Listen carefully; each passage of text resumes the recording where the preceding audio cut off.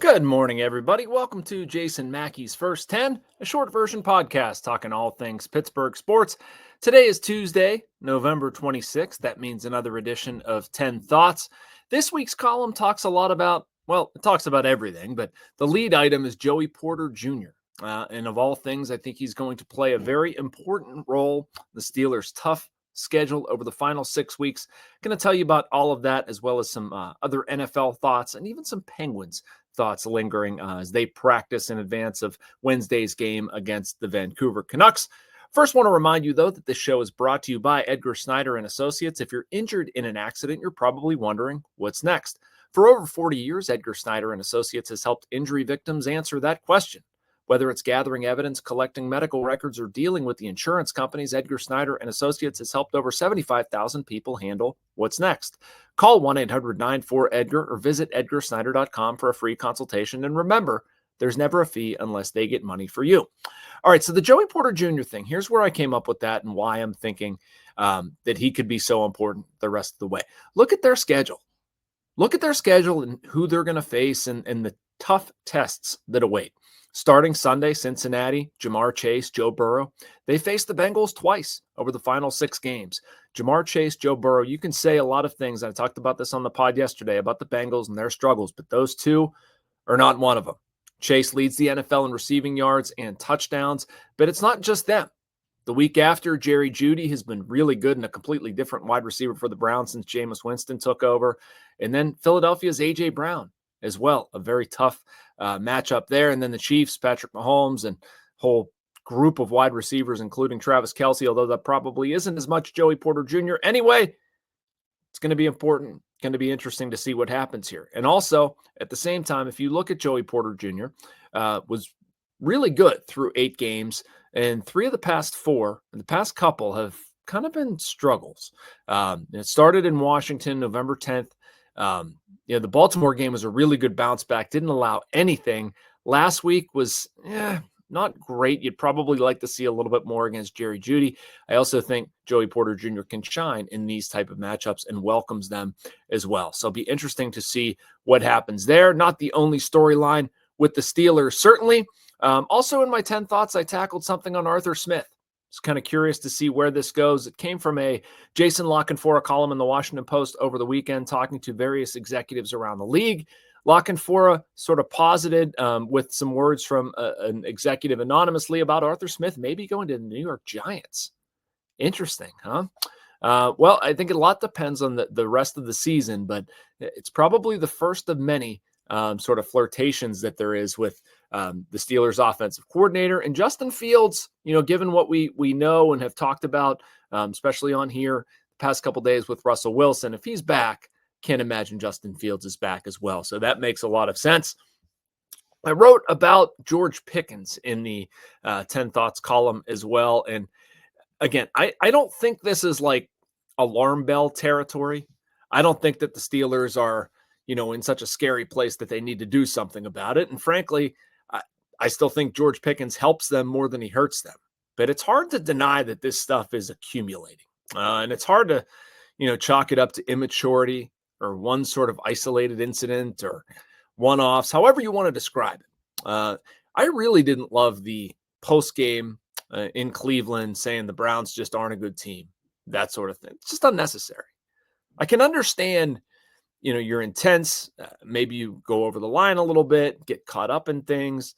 Don't like the effort stuff, the blocking. I'm not excusing that, but I don't know. Sometimes when the intensity is a little high, I can live with that. Well, why say something to antagonize an opponent? So anyway, Mike Tomlin talks a little bit later today. I fully expect him to be asked about that. Curious to see how he handles it. And I think the Steelers would be wise to kind of squash that very soon. A couple other storylines. Did you watch the Ravens game last night? I'm sure you did. Some implications for the Steelers. Thought the Chargers might actually have something there, especially early, but then the switch kind of flipped. Man, Derrick Henry, was he good last night? 140 yards and just got the Ravens going when they didn't really have anything else, and it worries me. 3 games in, I think, 10 days.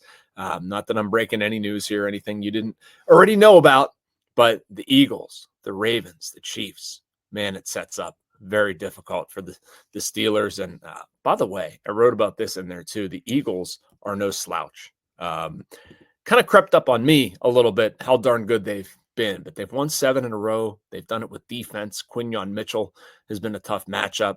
Saquon Barkley, hey, you may have heard of him. He's really good too. So Steelers do not have it easy. A must-win game, in my opinion, this week against Cincinnati. They need to take care of business against the Bengals. They need to salvage a split with the Browns. Hey, a win in Baltimore would be great, but that trip to Philly does not look good.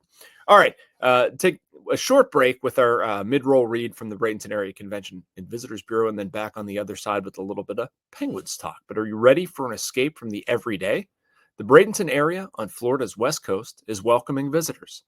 Our world-famous beaches are being restored to their pristine states. Beloved island businesses are bouncing back faster than expected, and our signature Floridian cuisine is just as fresh as ever.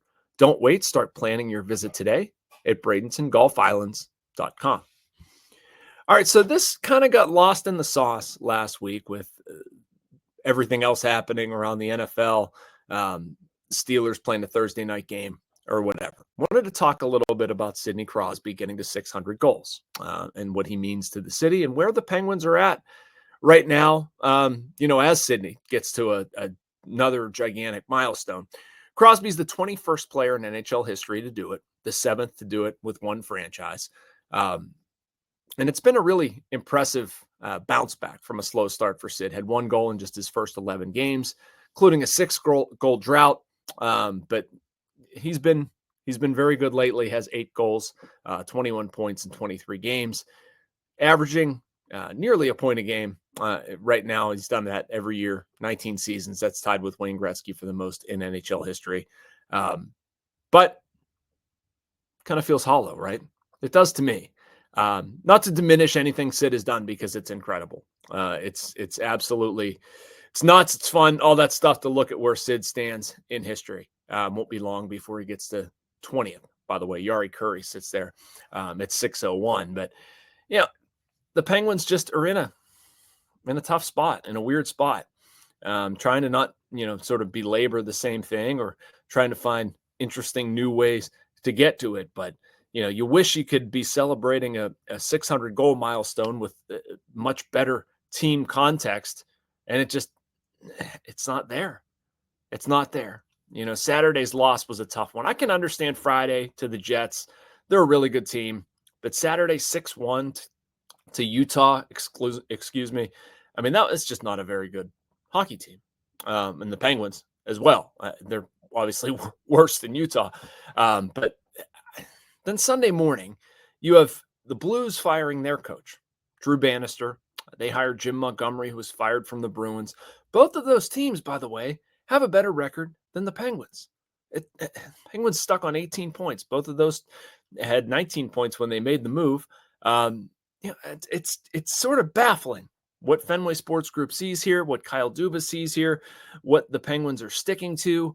And it's not advocating for Mike Sullivan. It's just sort of you're bouncing around, bobbing, accepting whatever it is that we're doing here with really no signs of this getting better. So be curious to see where it goes. I mean, this would be a great time for Tristan Jarry to get hot and steal one. I have no indication that's close to happening. If anything, I'm a little bit confused by the Penguins and the ongoing youth movement, why they don't have more of one. Owen Pickering's been good. Jumped them up to the top pair. Liked what I've seen. Great. Yoel Blomqvist, bring him back. Seriously. He was the best goalie when he was here. Can't say that's a very high bar, but at some point, if you're going to care about winning games, play the guys who give you the best chance to do that. Or if you're going to not care about winning games and you're just going to blow it up, I understand that too. But sort of just continuing on the same path, and really what this has turned into, unfortunately, is a nostalgia tour, right?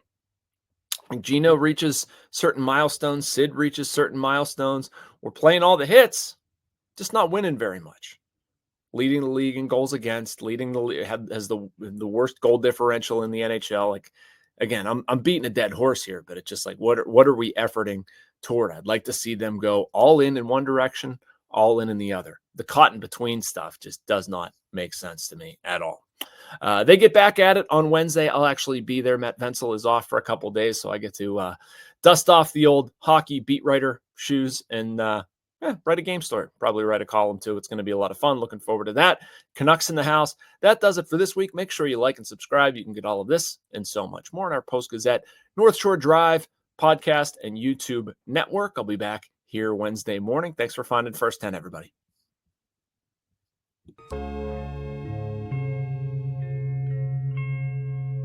Thank you for checking out this content from Post-Gazette Sports. If you watch this video on YouTube, please like the video and subscribe to our channel. For all of the sports coverage the Post-Gazette has to offer, visit post-gazette.com.